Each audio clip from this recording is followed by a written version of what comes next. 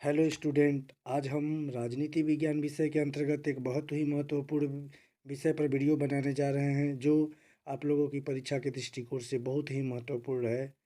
आप लोगों का जो पेपर होता है भारतीय राष्ट्रीय आंदोलन और संवैधानिक विकास।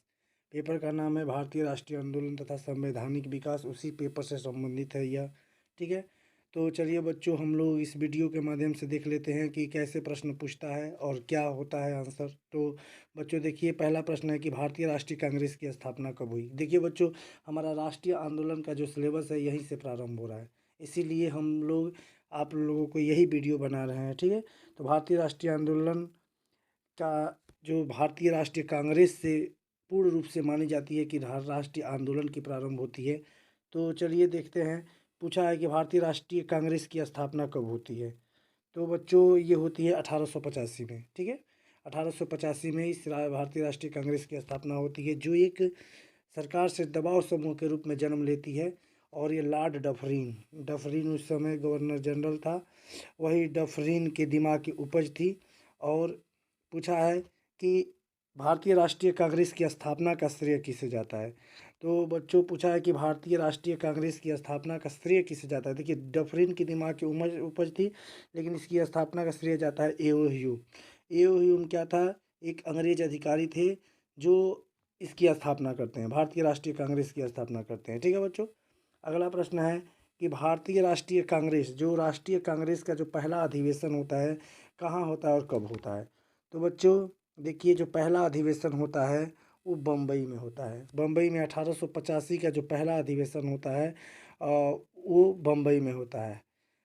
देखिए, इसके पहले वो पुणे में होने थे। ठीक है, जो पहला अधिवेशन है वो पुणे में होने वाला था, लेकिन पुणे में क्या होता है कि प्लेग की जो बीमारी फैल जाती है, जिसके कारण क्या होता है, पहला सम्मेलन 1885 में बम्बई में होता है और इसमें कुल 72 प्रतिनिधि भाग लेते हैं। ठीक है बच्चों, 72 प्रतिनिधि भाग लेते हैं। पहला अधिवेशन याद रखिएगा बम्बई में होता है कांग्रेस का।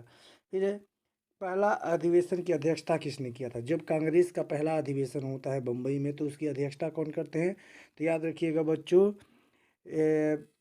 वोमेश चंद्र बनर्जी, जिसको कहते हैं WC बनर्जी। ठीक है, W से वोमेश और C से चंद बनर्जी। ठीक है, तो याद रखिएगा WC बनर्जी, इन्हीं को कहते हैं। ठीक, अगला है कांग्रेस का दूसरा अधिवेशन कहाँ हुआ। जो कांग्रेस का दूसरा अधिवेशन, क्योंकि ये दोनों महत्वपूर्ण है, तो दूसरा अधिवेशन होता है कोलकाता में। ठीक है, और इसकी अध्यक्षता करते हैं दादा भाई नौरोजी। ठीक है, दादा भाई, ये है पे लिखा है, प्रश्न पूछा भी है, कांग्रेस की दूसरी अध्यक्षता कौन करता है।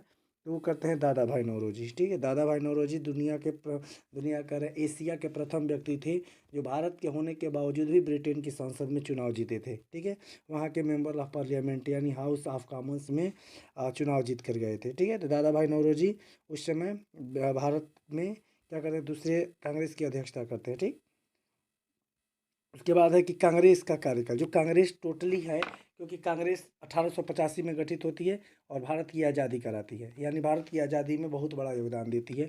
और उसका कार्यकाल को हम 3 भागों में बांटते हैं। और कार्यकाल जो है इसको 3 भागों में बांटते हैं। देखिए, 3 चरण होता है। पहला चलता है 1885 से 1905 के काल, जिसको उदारवादी युग कहते हैं।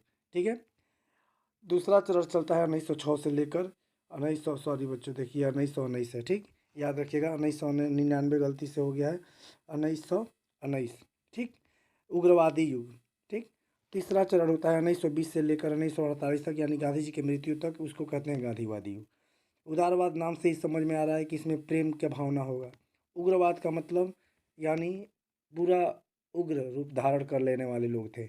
और गांधीवाद का मतलब जब से गांधी जी का प्रवेश होता है, हो जाता है, गांधी जी का तो प्रवेश 1915 में भारत में वो आ जाते हैं और 1917 में चंपारण आंदोलन करते हैं। लेकिन असल रूप में जब 1919 में घटना एक होती है, जलियांवाला बाग हत्याकांड, उसके बाद ये पूर्ण रूप से राजनीति में आ जाते हैं और असहयोग आंदोलन चालू करते हैं। वहाँ से चालू होता है गांधीवादी युग, जो आज़ादी तक चलता है। ठीक है, तो अब है कि उदारवादी युग के नेता इनमें से कौन है। उदारवादी ने जब इसे पूछ देता है कई बार कि 4 नेताओं का नाम दे देता है, पूछता है इसमें उदारवादी नेता कौन है। तो उदारवादी नेता ये हैं दादा भाई नौरोजी। ठीक है, क्योंकि बाल गंगाधर तिलक उग्रवादी थे, अब भगत सिंह भी उग्रवादी थे, महात्मा गांधी गांधीवादी युग के थे। फिर है कि देखिए उग्रवादी नेता, ये तो उदारवादी नेता हो गए। और पूछता है उग्रवादी नेता में लाल बाल पाल का मतलब क्या होता है? जैसे उग्रवाद जब काल चालू होता है 1906 से, उस समय कुछ महत्वपूर्ण नेता सामने आते हैं, जिसमें से एक शब्द आता है शार्ट में, लाल बाल पाल। ये वह नेता थे जो उग्रवादी थे, जो लाल से होता है, क्या होता है कि लाल से लाला लाजपत राय, बाल से बाल गंगाधर तिलक, और पाल से होता है बिपिन चंद्र पाल। तो याद रखिएगा ये तीनों के तीनों उग्रवादी नेता थे, ठीक। फिर है कि पूछा कि बंगाल का विभाजन कब हुआ? जो बंगाल का विभाजन होता है वो कब होता है? तो याद रखिएगा बच्चों, बंगाल का विभाजन 1905 में होता है, ठीक। और 1905 में बंगाल का विभाजन क्यों किया जाता है? क्योंकि हिंदू मुस्लिम एकता को तोड़ने के लिए अंग्रेज ने क्या करते हैं, फूट डालो और राज्य करो की नीति के तहत, यानी सोचते हैं कि अगर ये दोनों धर्मों के बीच अगर फूट डाल दिया जाएगा तो ये दोनों में धर्म में जब फूट पड़ेगा तो एकता खत्म हो जाएगी और आंदोलन हम इन लोगों का कमज़ोर हो जाएगा। इसीलिए बंगाल का विभाजन कर देते हैं संप्रदाय के नाम पर। फिर है मुस्लिम लीग की स्थापना। मुस्लिम लीग देखिए 1906 में जब बंगाल के विभाजन होता है, उसके बाद ऐसा लगता है कि मुस्लिमों का हित अहित हो रहा है, तो मुस्लिमों ने क्या कर किया जाता है मुस्लिमों द्वारा कि एक मुस्लिम लीग की स्थापना कर ली जाती है, ठीक है बच्चों। अगला है रॉलेट एक्ट। रॉलेट एक्ट कब आया? देखिए जब आज़ादी की लड़ाई लड़ रहे होते हैं हमारे भारत के लोग, तो देखिए प्रथम विश्व युद्ध चल रहा होता है। प्रथम विश्व युद्ध चलता है 1914 से लेकर 1918 के लास्ट तक, ठीक है। इस बीच में अंग्रेज कहते हैं कि आप लोग प्रथम विश्व युद्ध में हमारा साथ दीजिए, हम जल्द ही आपको आज़ादी दे देंगे। रॉलेट एक्ट आया था 1919 में, इतना याद रखिए। क्या हुआ था कि अंग्रेज बोले थे कि हम आपको आज़ादी दे देंगे, लेकिन जैसे ही 1918 में जब युद्ध समाप्त होता है तो भारत वाले कहते हैं हमें आज़ादी अब दे दीजिए। ये कहते हैं नहीं अभी नहीं। तो 1919 के अधिनियम एक लाते हैं। उस 1919 के अधिनियम के विरुद्ध भारत में लोग क्रांति करने लगते हैं। उसके बाद वो सब एक एक्ट ला देते हैं अंग्रेज, जिसका नाम होता है रॉलेट एक्ट। इसमें क्या होता है कि शक के दायरे में अच्छे अच्छे लोगों को गिरफ्तार किया जा सकता है, मतलब कि किसी भी व्यक्ति को गिरफ्तार कर लेने से का अधिकार हो जाता है अंग्रेज़ों के पास, और निर्दोष लोगों को भी वो गिरफ्तार करने लगते हैं। शोर हल्ला गुल्ला थोड़ा सा भी कोई कर रहा होता है उसको आंदोलन में गिरफ्तार कर लेते हैं। इसको काला कानून कहा गया, ठीक है। फिर उसी कानून के विरुद्ध जब क्या होता है कि लोग इकट्ठा हो जाते हैं और क्रांति करने जाते हैं, तो जालियांवाला बाग जो अमृतसर में है, पंजाब के अमृतसर में जालियांवाला बाग होता है, वहाँ पर एक हत्याकांड होती है। और हत्याकांड कब होती है? वो होती है 13 अप्रैल 1919, यानी इसी एक्ट के विरुद्ध लोग क्रांति कर रहे थे पूरे देश में, और उसी के विरुद्ध में लोग जाते हैं वहाँ पर क्रांति करने, और वहाँ पर जनरल डायर द्वारा, यानी पूछ देता है कई बार कि किसने गोलियां चलाया, तो जनरल डायर ने निहत्थे लोगों पर गोलियां चला दिया 13 अप्रैल 1919 को, जालियांवाला बाग या हत्याकांड के नाम से जानते हैं। अगला है कि असहयोग आंदोलन कब तक चला?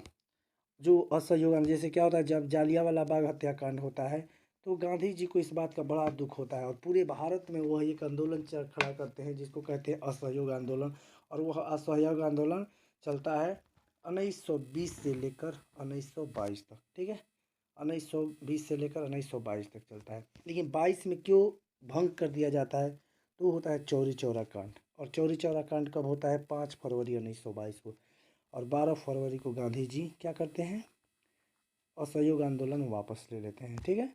तो याद रखिएगा कि चौरी चौरा कांड होता है 5 फरवरी 1922 को। यहाँ पर देख रहे हैं ना 22 में ही खत्म हो रहा है असहयोग आंदोलन। तो इसी कांड की वजह से कई बार पूछता है कि असहयोग आंदोलन गांधी जी ने वापस क्यों लिया, तो वो था चौरी चौरा कांड। चौरी चौरा कांड में क्या होता है कि भीड़, जनता की भीड़ क्या करती है, चौरी चौरा में एक पुलिस थाना को क्या करते हैं लोग, आग लगा कर फूँक देते हैं, जिसमें 21 पुलिस सहित एक दरोगा की मृत्यु हो जाती है जलकर, ठीक है। उसके बाद गांधी जी का कारण क्या था? आंदोलन का मुख्य रूप अहिंसा, लेकिन हिंसा हो जाता है।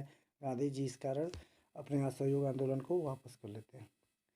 फिर देखिए बच्चों, पूछता है प्रश्न कि साइमन कमीशन भारत कब आया? देखिए अंग्रेज क्या करते हैं, 1919 के अधिनियम की जांच करने के लिए कमीशन भेजते हैं जिसका नाम होता है साइमन कमीशन। और वो आता है 1927 में गठित होता है, 28 में पहुंचता है। देखिए ध्यान रखिएगा क्या पूछता है, साइमन कमीशन भारत कब आया? तो मारिएगा 1928। गठित कब हुआ था? 1927। तो यहाँ पूछा है कि साइमन कमीशन भारत कब आया, तो यहाँ रखिएगा 1928, ठीक है। अगर पूछता है कि साइमन कमीशन कब गठित हुआ, तो 1927। ब्रिटेन में 1927 में गठित हुआ, भारत पहुँचा 1928। यह साइमन कमीशन जहाँ भी भारत में गया विरोध हुआ। क्यों? क्योंकि इसके ये पूछता है कि क्यों इसका विरोध हुआ, तो याद रखिएगा इसके 7 सदस्यीय ये समिति थी, और सातों के सातों क्या थे? अंग्रेज थे, ठीक है। अंग्रेज होने के कारण भारत में इसका तीव्र विरोध हुआ। याद रखिएगा। अब पूछ रहा है कि साइमन का यहाँ पे क्यों हो गया, का विरोध करते हुए किस नेता के लाठी से चोट से मृत्यु हो गई। देखिए, जब जहाँ भी साइमन कमीशन आया वहाँ वहाँ उसका विरोध हुआ। पंजाब में गांधी जी, सॉरी गांधी जी कह रहे हैं, लाला लाजपत राय इसी का विरोध कर रहे होते हैं और वहाँ उनकी लाठियों से चोट लगने से मृत्यु हो जाती है। तो याद रखिएगा, लाला लाजपत राय। पूछा है कि साइमन का विरोध करते हुए किस नेता की मृत्यु हो जाती है लाठी के चोट लगने से, तो लाला लाजपत राय की मृत्यु हो जाती है। ठीक है बच्चों। किसने कहा कि स्वतंत्रता मेरा जन्म सिद्ध अधिकार है, उसे लेकर रहूँगा। इसी आंदोलन के तहत उस किसने कहा था कि स्वतंत्रता जो है मेरा जन्म सिद्ध अधिकार है, उसे लेकर रहूँगा, तो ये कहे थे बाल गंगाधर तिलक। ठीक। 1905 में बंगाल का विभाजन किसने किया। पूछा था ना अभी कि 19 कब बंगाल का विभाजन हुआ, तो 1905। और 1925 में किसने किया, तो याद रखिएगा बच्चों कि लॉर्ड कर्जन ने किया था। लॉर्ड कर्जन ही था जो कांग्रेस के बारे में कहा था कि ये मृत्यु की ओर लड़खड़ाता हुआ चल रहा है और मैं चाहता हूँ कि कांग्रेस की मृत्यु मेरे सामने हो, मेरी अंतिम इच्छा है। ठीक है, कांग्रेस के बारे में बहुत आलोचना किया था, इसीलिए 1905 में बंगाल का विभाजन भी कर दिया। ठीक। होम रूल आंदोलन। पूछा है कि होम रूल आंदोलन कब प्रारंभ भारत में हुआ, तो 1916 में होम रूल आंदोलन। ठीक है। फिर है कि चंपारण आंदोलन। ठीक है। पूछा है कि चंपारण आंदोलन कब हुआ, तो चंपारण आंदोलन 1917 में। इसने किया था महात्मा गांधी। एक तीन कठिया पद्धति के विरुद्ध था, क्योंकि चंपारण में नील की खेती कराई जा रही थी, जहाँ पे नील का खेती करना भारतीयों के लिए अनिवार्य कर दिया गया था, जिसके विरुद्ध में गांधी जी वहाँ पर आंदोलन किए और सफल हुए। गांधी जी का पहला आंदोलन सफल हुआ, जिससे गांधी जी का राजनीति में बहुत बड़ा चेहरा के रूप में उभर गए और जाकर 1920 में आकर गांधी जी राजनीति में शामिल हो गए। ठीक है बच्चों, तो ये था हमारा वीडियो। जल्द ही इसके बाद का वीडियो नेशनल मूवमेंट का ही, अभी और भी बहुत ऐसा क्वेश्चन है जो बचा हुआ है, जो आप लोगों के लिए बहुत ही इम्पोर्टेंस है। तो बच्चों, जल्द से जल्द मैं वो वीडियो आप लोगों के लिए बना दूंगा। तब तक के लिए धन्यवाद बच्चों। आप वीडियो को ज़्यादा से ज़्यादा लाइक, सब्सक्राइब और शेयर कर दीजिए, और सभी लोग इस वीडियो को अच्छा से एक बार देख लें और नोट्स बना लें, और कृपया वीडियो को डाउनलोड करके न देखें। धन्यवाद।